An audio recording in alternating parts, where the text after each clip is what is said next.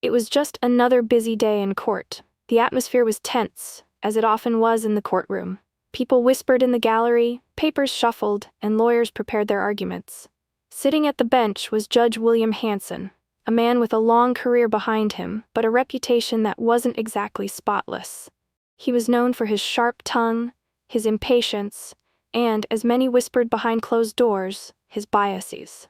The case that morning was a civil dispute, nothing particularly unusual. But when the defense attorney stood up to introduce herself, you could feel the subtle shift in the room. "Good morning, Your Honor. My name is Rachel Davis, and I'll be representing my client today," she said with confidence. Rachel was a young black lawyer, impeccably dressed in a dark navy suit. Her presence commanded respect, though not everyone in the room seemed willing to give it.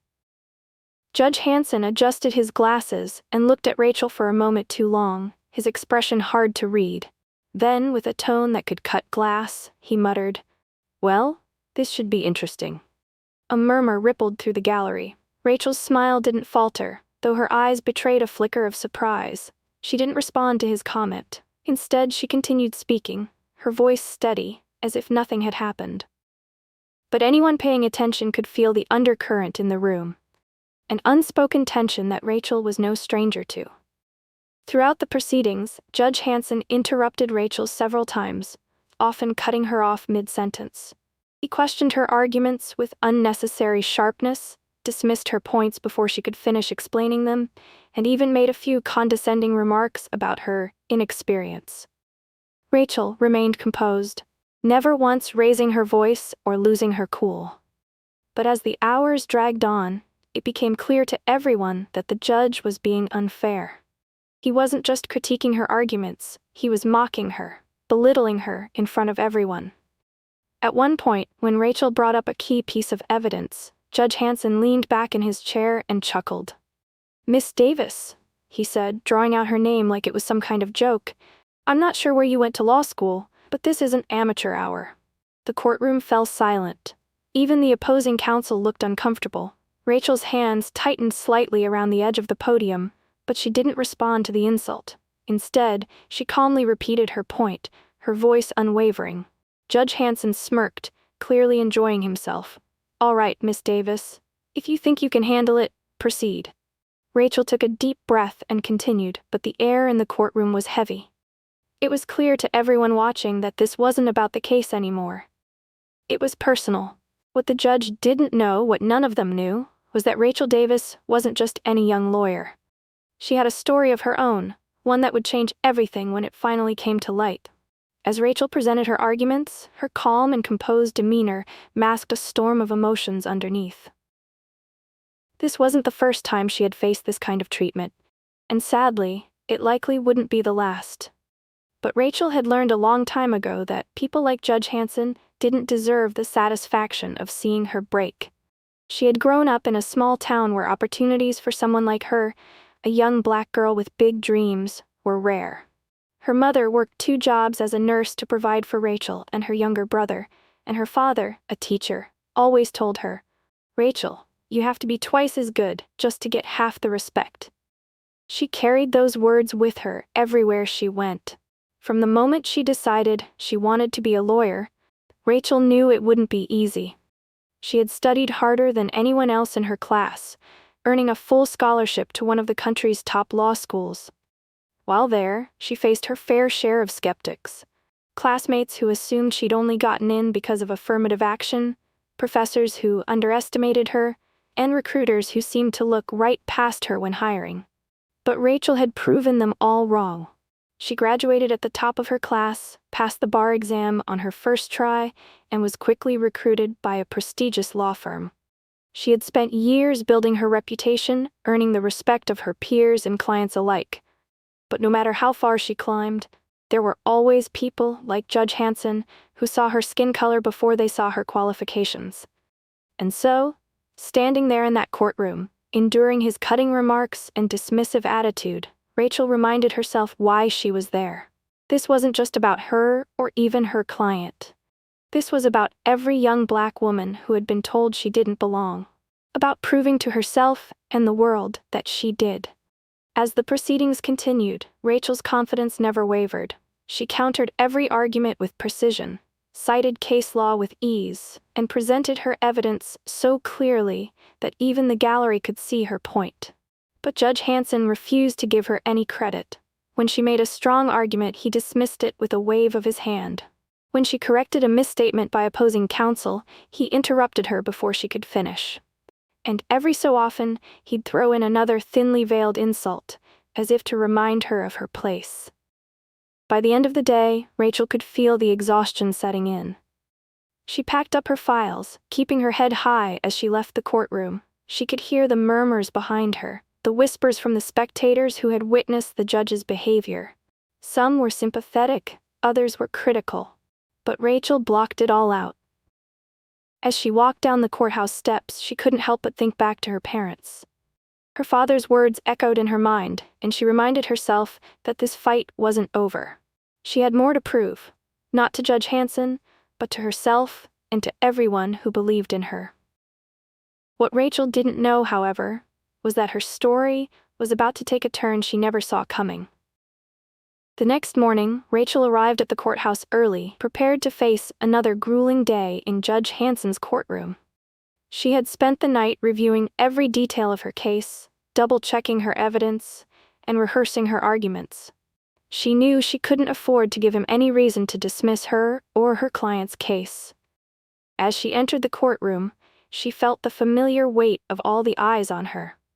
People were watching her, judging her, waiting to see how she'd handle another round of condescension from the judge. Rachel, as always, held her head high.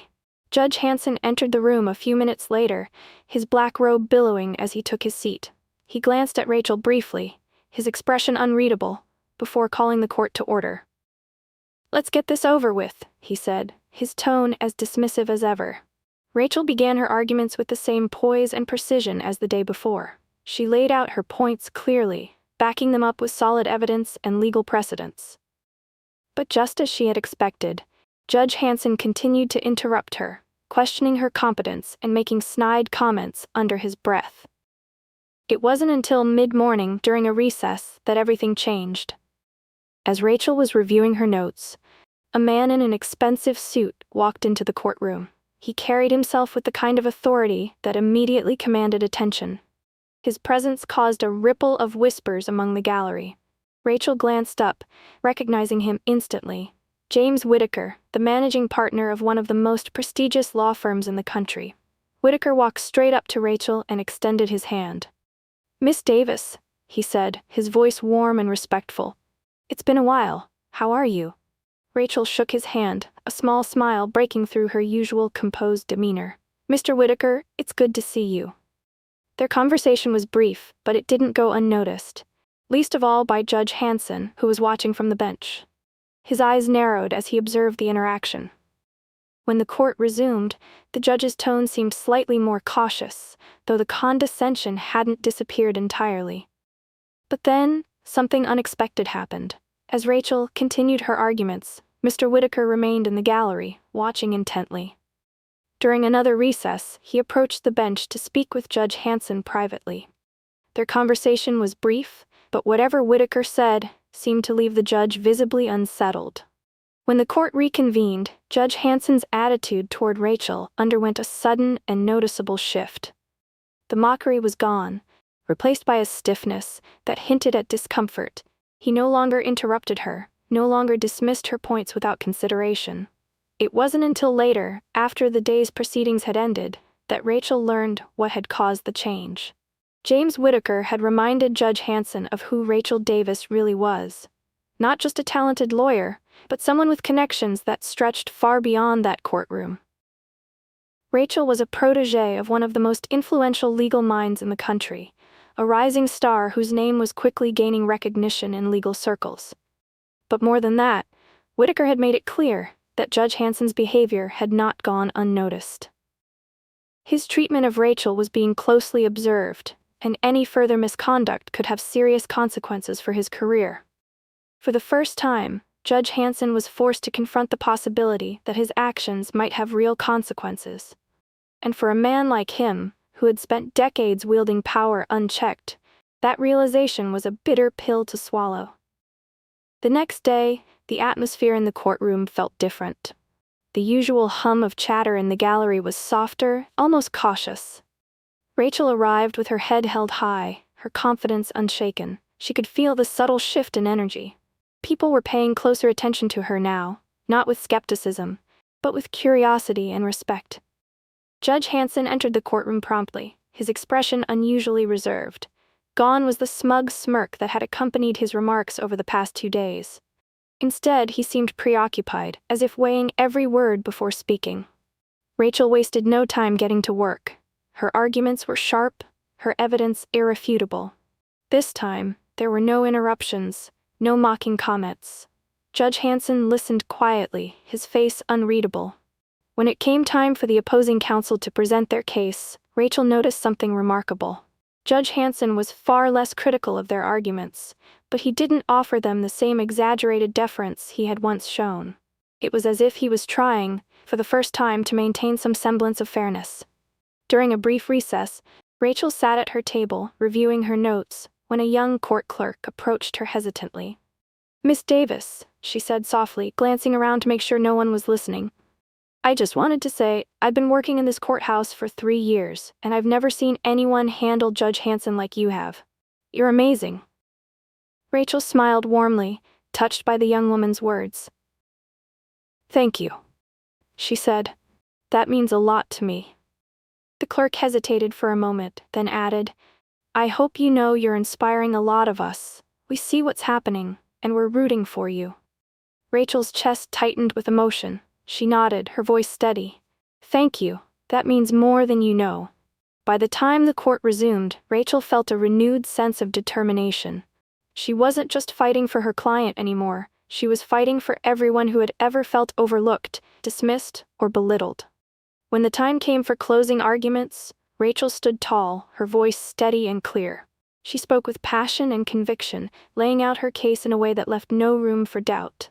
The gallery was silent, hanging on her every word. Judge Hanson, for his part, remained quiet, his gaze fixed on Rachel. Whatever private reckoning he had experienced since James Whittaker's visit, it was clear he was seeing Rachel in a new light. As the proceedings came to a close, Rachel felt a weight lift off her shoulders. She had done everything she could, and she knew she had given her client the best possible chance at justice. But as she began packing up her files, something unexpected happened. "Miss Davis," Judge Hanson said, his voice breaking the silence. Rachel looked up, surprised to see him addressing her directly. "I want to commend you on your professionalism," he said, his tone measured. "Your arguments were compelling, and your dedication to your client is evident. This court appreciates your efforts." The gallery exchanged glances, stunned by the unexpected shift in tone. Rachel simply nodded, her face calm, though her heart was racing. "Thank you, Your Honor," she said, her voice steady. As Rachel left the courtroom that day, she felt a mix of emotions, relief, pride, and something that felt almost like triumph. Judge Hanson's words didn't erase his behavior, but they were a step towards something better. Rachel knew she hadn't just won her case, she had proven once again that she belonged. As Rachel walked out of the courthouse, the crisp afternoon air filled her lungs. The weight of the past few days lifted with every step she took. She had faced humiliation, condescension, and outright disrespect, but she hadn't let it break her. In fact, she had emerged stronger. On the courthouse steps, she paused for a moment, taking in the scene around her. The sky was a brilliant blue, and the world seemed brighter somehow. A young woman approached her hesitantly, clutching a small notepad and pen. "Miss Davis?" she asked, her voice trembling slightly. "Yes," Rachel replied, her tone warm but curious. "I'm studying law," the woman said nervously, "and I was in the gallery today. I just wanted to say, you're incredible. Watching you handle yourself in there, the way you didn't let him intimidate you. It's why I want to be a lawyer. People like you give me hope." Rachel's chest swelled with emotion. She reached out and gently placed a hand on the young woman's shoulder. "Thank you," she said sincerely. "And don't ever let anyone make you feel like you don't belong. You're stronger than you think." The woman nodded, her eyes shining with admiration. Rachel gave her a reassuring smile before continuing down the steps. By the time Rachel reached her car, she noticed someone waiting nearby. It was James Whittaker. He leaned casually against his sleek black sedan, his arms crossed and a knowing smile on his face. "You handled that beautifully," he said as she approached. Rachel laughed softly, shaking her head. "I didn't expect you to step in, but thank you for what you did." Whittaker shrugged. "I didn't do much. I just reminded him of a few things he'd conveniently forgotten. The rest was all you, Rachel. It always has been." Rachel looked at him for a moment, gratitude shining in her eyes. "You didn't have to come, though. Why did you?" "Because people like Judge Hanson need to be reminded that the world is changing," Whittaker said. "And because you're one of the best lawyers I've ever seen, you deserve to be treated as such." Rachel nodded, her heart full. "Well, thank you. It meant a lot." As Whittaker drove off, Rachel sat in her car for a moment, reflecting on everything that had happened. The past few days had been exhausting, but they had also been a powerful reminder of why she had chosen this path in the first place. It wasn't just about winning cases or proving people wrong. It was about standing up for what was right, about making space for herself and others in a world that wasn't always welcoming. Rachel knew there would be more battles ahead, more judges like Hanson, more obstacles to overcome, but she also knew she was ready for them, because she wasn't just a lawyer. She was a fighter, a trailblazer, and a symbol of hope for so many others. And no matter how hard the world tried to hold her back, Rachel Davis would keep moving forward. As she started her car and drove away from the courthouse, Rachel allowed herself a small, satisfied smile. She had won today, in more ways than one. And she wasn't done yet. Thank you so much for watching. If this story inspired you or moved you in any way, we'd love to hear your thoughts in the comments below. Don't forget to hit that like button and share this video with your friends and family to spread the message. And if you want to see more powerful stories like this, make sure to subscribe to our channel and turn on the notification bell so you never miss an update. Your support means the world to us and helps us create more content just for you. See you in the next video.